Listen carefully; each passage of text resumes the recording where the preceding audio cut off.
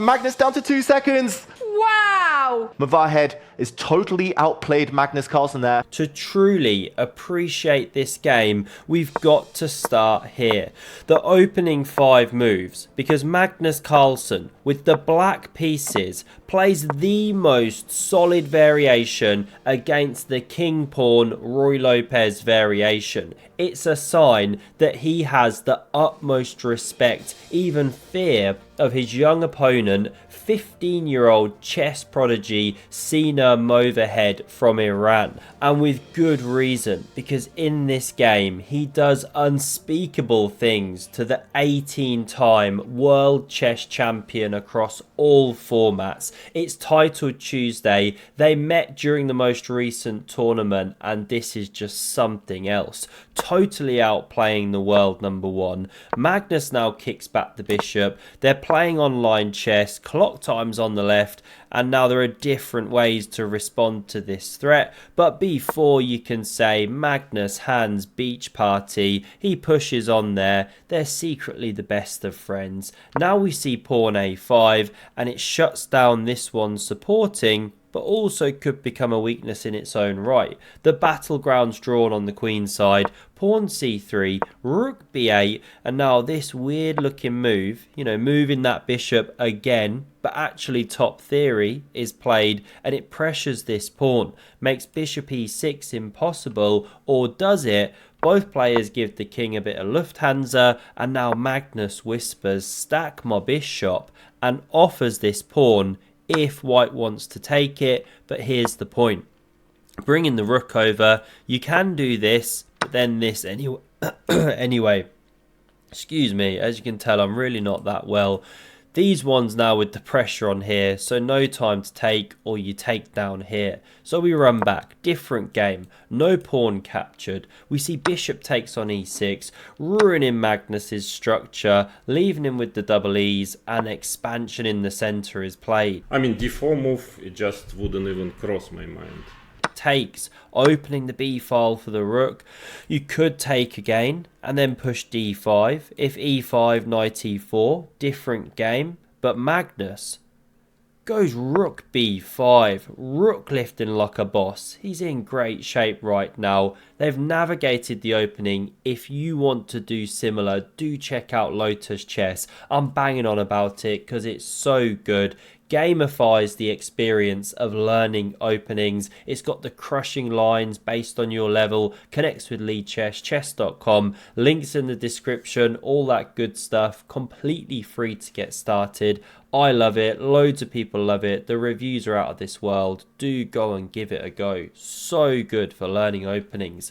Now, what's going on here? Well, pressure on the pawn, and if takes in the center, actually best is takes back. It looks like knight takes is the play, right? But then actually not takes, but knight d4, and you're in a world of pain. So that was a really interesting sideline, but not played the explosive c4 on the board. So Magnus therefore takes here, rook takes, knight takes, and we see the queen slide out. Again, you could take, change that structure, just a different game. This is how we proceed here. The knight fianchettos, you don't see that every day. And now if you try and mangle the structure, well, this is Magnus's point. Spawn the seahorse, defend this pawn, defend e6, game rumbles on. This knight can drop back here. Fascinating position. But this was played by Cena. The knight is attacked, defended. Queen a8 was also possible.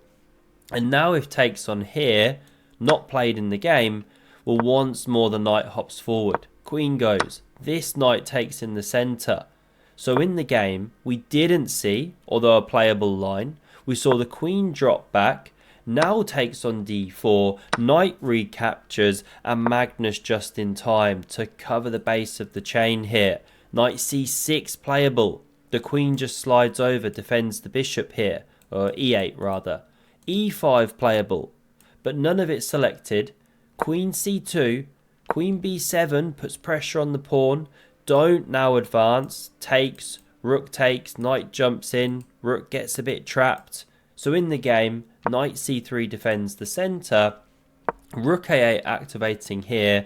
e5 is now possible with this knight adding protection to e4, but bishop d2 selected. Magnus to play now, and his best move is knight fd7. Positionally responsible, maintaining this pawn structure, but he lashes out with pawn e5, gives this square, sees all this, drops back the bishop, thinks he's doing okay. You know, he's got ideas of knight e6, d4 now, but the problem is knight d5. And Magnus just isn't in time for his own plans. c6 not quick enough. You take here, ruin the structure, then this pawn collapses. Mushrooms. So in the game, Magnus takes that knight off the board. C takes is looking really natural to put pressure down here. Bishop e3. But instead, we see this one going. Very double-edged move. Opens the queen. King h8 from Magnus, although queen b3 immediately best. Knight h4 goes for blood. And after Magnus offers the exchange, I love this. Bang. Going for the throat here. Queen takes. Magnus munches every pawn, but it's Cena's turn to now attack. You can't see me. Going full John Cena mode. What does he play? Bishop takes on h6. Brilliancy. No, okay. Everything is clear about this game. To me, completely clear. Ripping open Magnus's king. It's absolutely brutal. We now see takes, or else the knight was hopping. Check, king goes, and now the real icing on the cake. Rook e3, bringing that final piece to the party. And best is to check down here. We won't keep going on the line, because Magnus runs with the king, but now check. And best is to actually give up the queen. Go for this kind of defensive fortress. Very typical Magnus move and Magnus position, especially when he's so up on the clock. This is key. Probably it was a better way to play. In the game, he goes king e8, and it's a terrible blunder because after these checks, he now loses the rook. You can't step this way, you get mated. So he steps this way, but the connection between queen and rook is no longer there. So this drops. White is completely winning, but Magnus big time up on the clock. Now he is playing a bit slow. This is the moment where Cena really shows his 15-year-old prowess, because Magnus attacking the white king position keeps losing kind of 1-2 seconds a move, while Cena is just playing in half a second. He's running Magnus's king around, and this is so impressive. After king c6, surely you take the threefold repetition. You're hugely down on the clock. No. He wants to carry on playing here, destroy the world number one. Magnus centralizes, the rook checking once more, sliding to e8, king b6, and now the pawn gets running. Queen dropping back. It's just a pure scramble at this point. The moves aren't important. It's all about the clock. Both players desperately clinging on here, moving at top speed. Magnus checks.